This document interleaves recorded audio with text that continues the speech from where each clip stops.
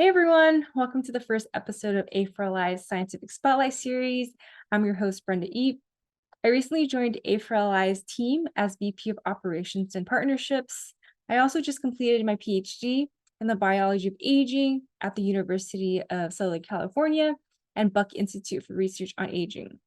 So in this Scientific Spotlight series, I invite geroscientists who are actively trying to understand the biology of aging and designing potential geroscience therapeutics that can help increase our health span. So this week, we are joined by Dr. Gabe Guerrero at BioAge Labs to discuss his work and learn about how he first got interested in the field of aging research. Without further ado, here's Dr. Gabe Guerrero.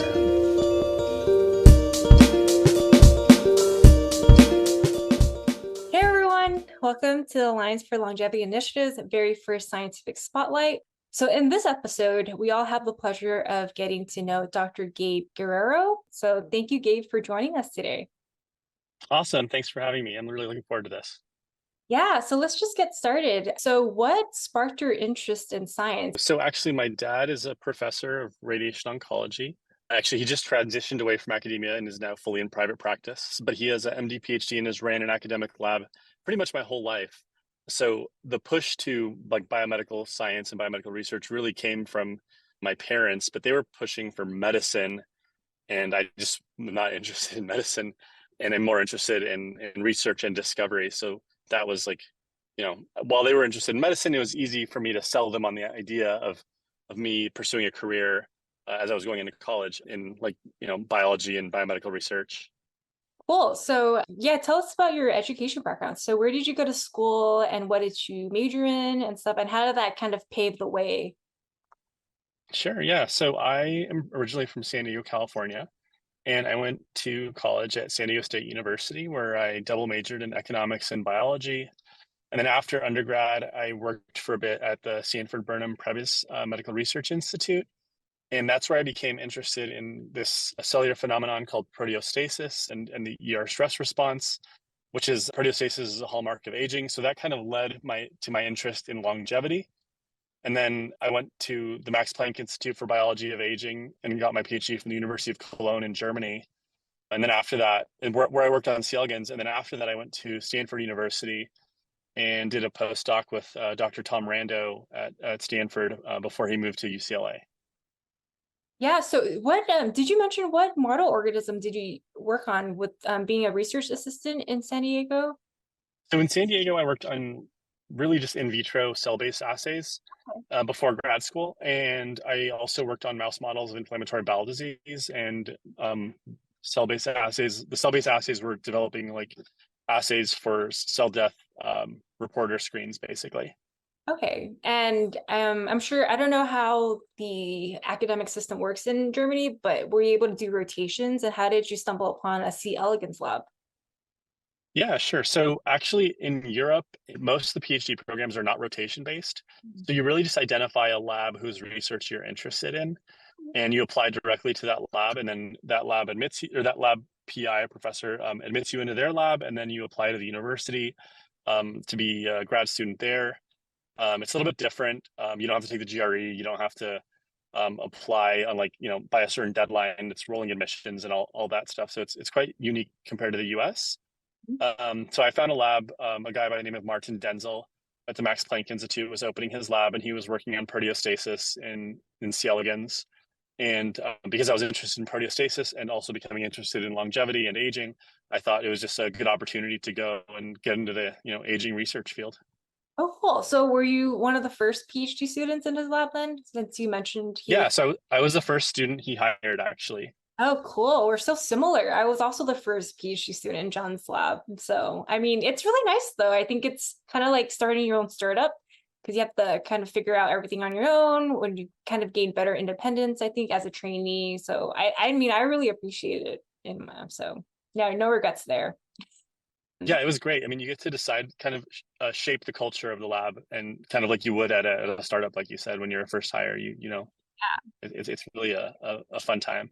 You're like leaving your legacy and everyone just talks about you and you're mentioned in conversation, like, oh, Gabe did this, or, like it was Gabe's idea to do this or something like that. So yeah, definitely have the freedom, right? The academic freedom, and just answer any question you want, basically. So definitely some advantages being the first grad student. So then after your PhD, you found yourself back in California and started your postdoc with Tom Rando, which is a pretty great guy to work with. He's very knowledgeable in the field, right? And then yeah, so then how was your experience there? So I guess how did you find that opportunity to interview and join the Randall Lab in Stanford? Yeah.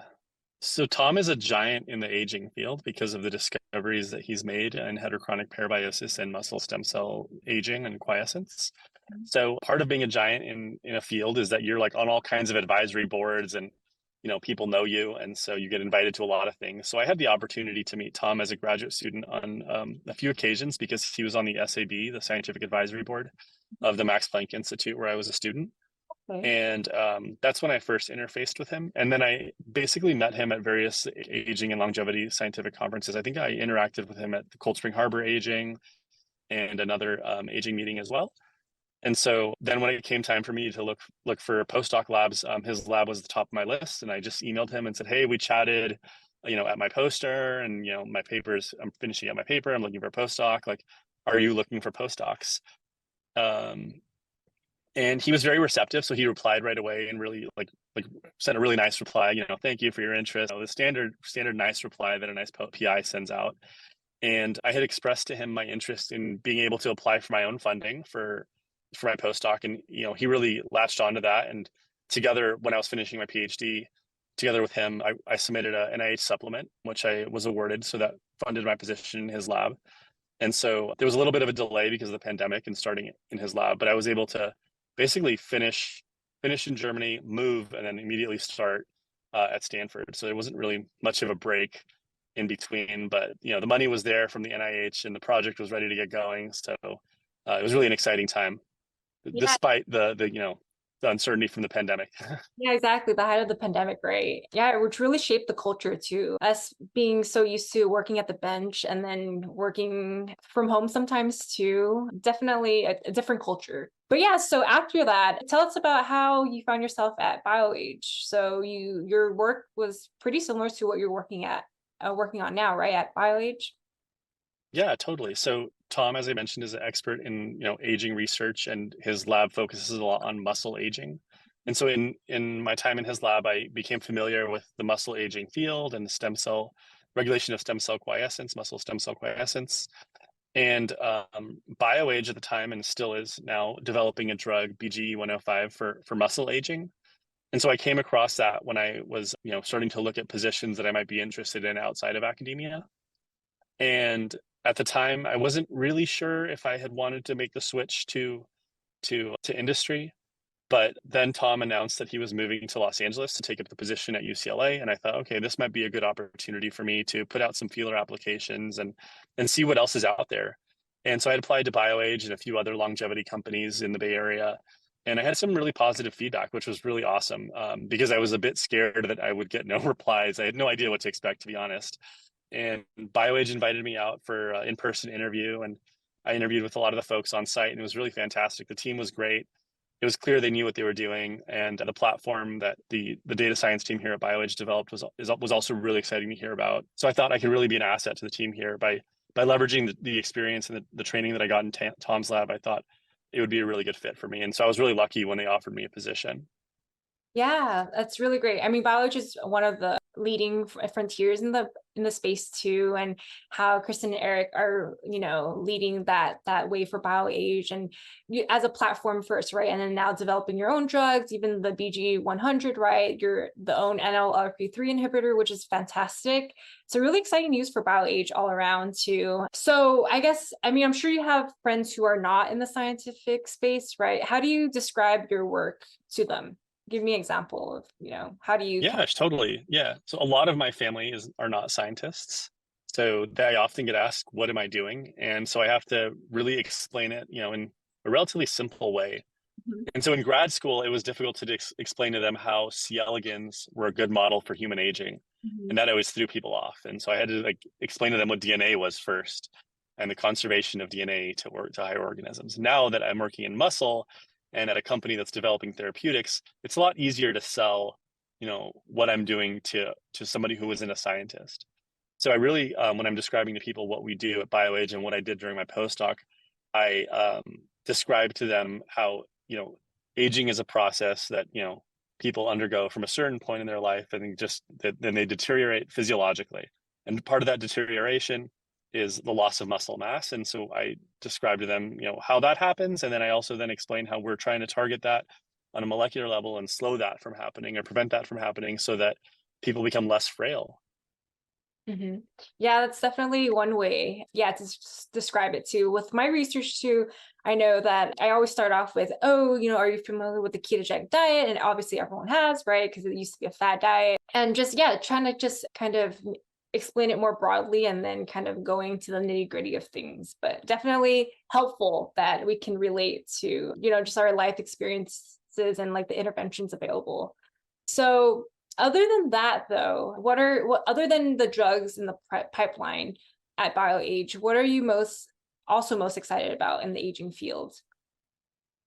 So I'm really excited about two things in the aging field. One stems back to my interest in proteostasis. So I think there's a lot of people right now investing a lot of energy on looking at the ER stress response and ER protein homeostasis and the regulation of protein translation, so how proteins are made, and the therapeutic potential there in aging. I think that's really awesome. And that's just because I was interested in that as a grad student and before grad school. And it's always been like a pet interest of mine. So I think that's really exciting. It's not something we're working on at BioAge. But the other thing that I'm excited about, which is something that we do work on at BioAge, is the implementation of using AI models to find new drug targets in biomarker discovery using AI and machine learning. So I'm not a bioinformatician. So usually when people present these things, I can really just speculate on how much hard work it was to get to that point. But I'm always, amazed at what the data science team here at BioAge does and what other data science teams do, and their ability to, find new biomarkers or targets for disease biology and diseases of aging. Yeah, the AI implications of it is really helpful. I think it can save a lot of time too. There's so much data out there too that kind of just needs to be compressed and understood at a more, I guess, granular level too. And yeah, I think that's kind of the future for us. So props to In Silico Medicine too for their work and other AI companies or even companies utilizing AI and seeing the potential of AI. So definitely a good place to be too for everyone. And then I guess lastly, since you come from a C. elegans lab, and I know a lot of people who've done their work in Drosophila or C. elegans are kind of nervous about taking their next move in longevity, and they don't think that their background is sufficient enough to go into mammalian systems or even at biotech industry. What do you have any words of wisdom that you'd want to share coming from that background? Absolutely. So I was also afraid of, how I would be perceived in the biotech industry as somebody who was a classically trained C. elegans geneticist who then moved into a mammalian system. I would say don't discount the value, of your model. That a lot of the, very fundamental discoveries were made in yeast and in C. elegans, and those discoveries have translated all the way up to humans.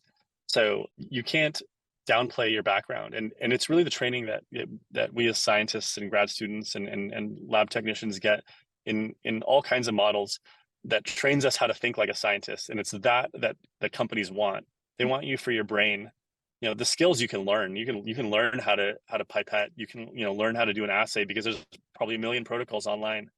But learning how to think like a scientist is something that and a longevity scientist even at that, how to think about things in the space of longevity and biology of aging is something that is independent of model organism, and something that I think a lot of people should assign value to in their training.